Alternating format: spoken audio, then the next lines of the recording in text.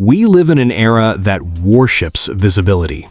Every single day, millions of people log on to social media platforms, step into the digital arena, and perform their lives. They broadcast their burnout, curate their successes, demand validation for their struggles, and fight tooth and nail to ensure that the world acknowledges their existence. To be seen, to be heard, and to be validated has become the ultimate currency of modern life. Except, it's also a trap. Because the more energy you spend demanding that the world understand you, the more control you hand over to the crowd. Every public grievance, every algorithmic battle, and every desperate bid for cultural relevance is an emotional tax that drains your time, your peace, and your autonomy. And yet, right alongside this exhausting cultural theater sits a generation that watched the rise of the attention economy, looked at it with absolute skepticism, and quietly walked in the opposite direction. They didn't start a counter-movement. They didn't write viral threads complaining about being ignored. They simply realized something profound before anyone else did. In a world screaming for attention, invisibility is the ultimate superpower. Welcome to Wiser You. Every week, we explore the deep psychology behind how we live, think, and navigate a noisy world. Today, we are looking at a radical new perspective on Generation X, not as the forgotten middle child of history, but as a demographic that has quietly mastered the art of stealth wealth, emotional immunity, and winning a war by refusing to step onto the battlefield. To understand why Gen X is uniquely positioned to win this silent war, we have to look past the standard historical tropes and examine a psychological phenomenon called forced self-sovereignty. While popular culture often paints the childhood conditions of the 1970s and 80s through a lens of social disruption, the psychological reality for growing minds was entirely different. When children are left to navigate their afternoons, manage their environments, and process their mistakes without an audience of hovering adults, a rare psychological architecture is built. In psychology, we talk a lot about locus of control. An external locus of control means your emotional stability relies on what others think, say, or give you.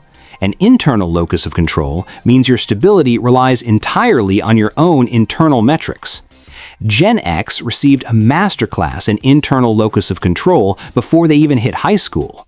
When you grow up in an environment where nobody is constantly grading your emotional output, tracking your feelings, or handing out participation trophies for effort, you stop developing an appetite for public approval. You don't learn to crave the spotlight. Instead, you develop an ironclad psychological immune system. While subsequent generations were conditioned to believe that expression equals existence, that if your feelings aren't acknowledged publicly, they don't matter, Gen X was forged in the quiet understanding that your worth exists entirely independent of an audience. That isn't coldness, it's psychological self-sufficiency, and it is the exact armor missing from the modern public square. This brings us to a striking psychological contrast that defines our current cultural landscape, and it leads straight into our first major question.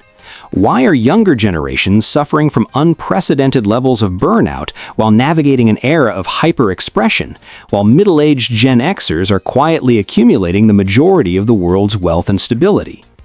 To answer that, we have to look at what behavioral economists call the validation tax. Every time an individual enters the modern attention economy seeking validation, they are paying a heavy cognitive toll.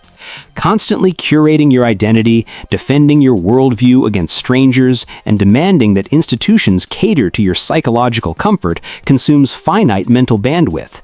It creates a state of chronic, low-grade hypervigilance. Gen X looked at this mechanism decades ago and diagnosed it as a bad investment. Their signature cultural posture, the famous shrug, the deployment of whatever, wasn't apathy, it was a sophisticated psychological firewall. Psychologists recognize this as strategic detachment. When you stop treating every cultural argument as a life or death struggle for your identity, your energy reserves remain intact. While Millennials and Gen Z have spent the last decade locked in an exhausting, high-stakes tug-of-war over institutional power and moral high ground, Gen X quietly stepped out of the rope line, went to graduate school, built businesses, bought real estate, and focused on functional mastery rather than performance. They didn't lose the generational war, they simply refused to play a game where the only prize is emotional exhaustion. Which uncovers a fascinating paradox. By refusing to care about being the main character of the cultural narrative, Gen X secured the ultimate luxury good of the 21st century: radical privacy and stealth power. Look closely at where structural power actually resides today. While the media is fixated on the loud culture wars happening between the youngest and oldest demographics, Gen X is currently occupying the highest concentration of economic leverage in human history. They control the mid to upper echelons of major industries, own the bulk of stable mid-market businesses, and manage the administrative and financial backbone of global commerce.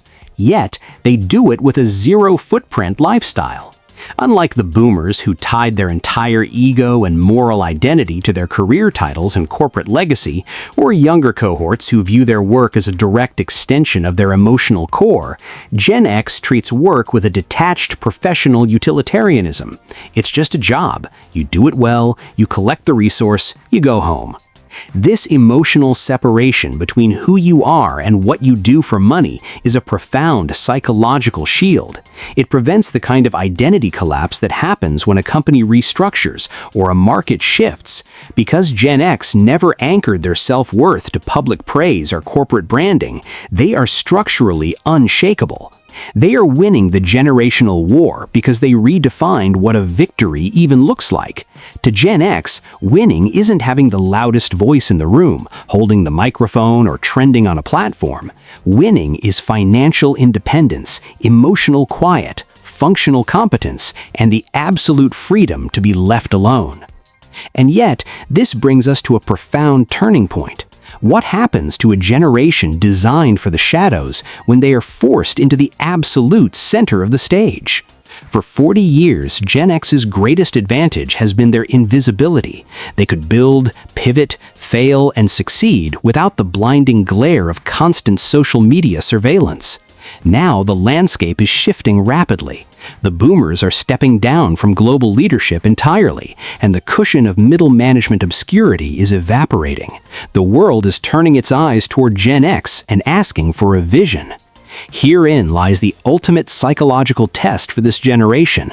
Can a demographic built entirely on anti-heroism, skepticism, and tactical absence suddenly pivot to providing institutional inspiration? If Gen X tries to adopt the loud, performative leadership style of the generations before and after them, it will feel hollow and inauthentic, both to them and to the people they lead. But if they lean into their core superpower, radical transparency, competence without ego, and pragmatic problem-solving, they have the unique capacity to stabilize a cultural climate that is currently burning itself out on noise.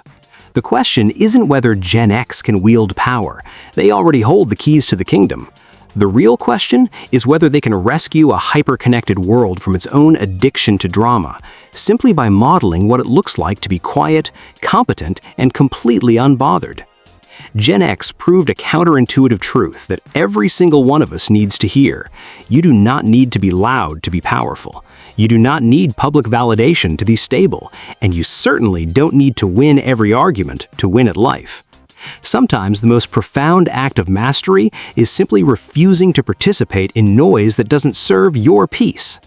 If this perspective hit home for you, take a moment to hit subscribe, share this with someone who appreciates a quieter approach to life, and let's keep the conversation going in the comments. Until next time, stay wise.